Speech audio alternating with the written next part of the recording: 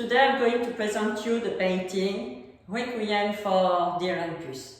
So I would like to present you two subjects in this painting. First, the implementation of algorithms within the justice system.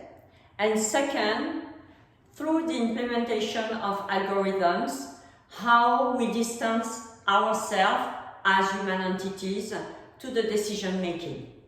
So I'm going to describe the painting and explain to you how I implemented those two subjects within the painting.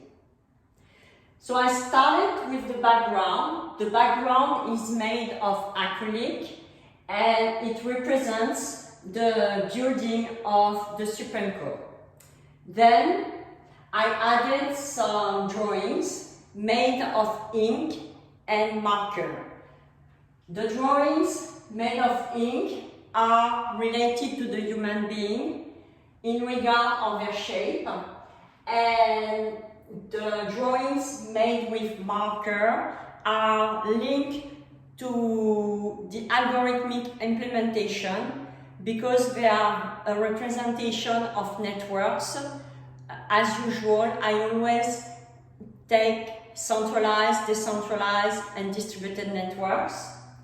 Also, I added some collages, some photos of the Supreme Court in the early 20th century and some collages of the research paper about the implementation of algorithms in the justice system and how you could predict, or you can predict in fact, the decision and the behavior of the Supreme Court with algorithms.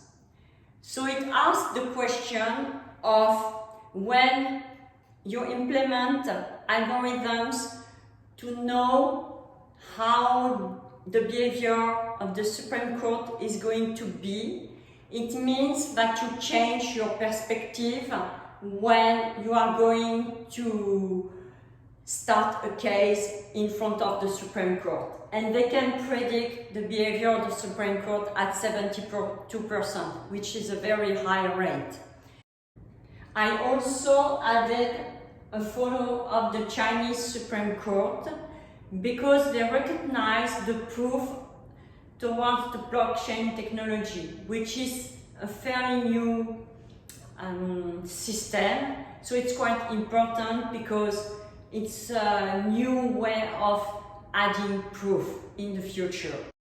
And at the end, I added a shape, a rounded shape, and for me it's a kind of veil that you have to lift to see behind this veil. And this veil, for me, it's a kind of symbolic when you have an algorithmic implementation towards a system, how you need to go through this veil. At the bottom of the painting, I added a geometrical shape to give a kind of symbolic to how we relate to central power, to centralized institutions like the Supreme Court. And also it can be seen for me as a parallel with how, with the implementations of algorithms, we relate to certain patterns. So we are led to think in a certain way for the convenience of the societal productiveness and the societal need to relate to something which is centralized.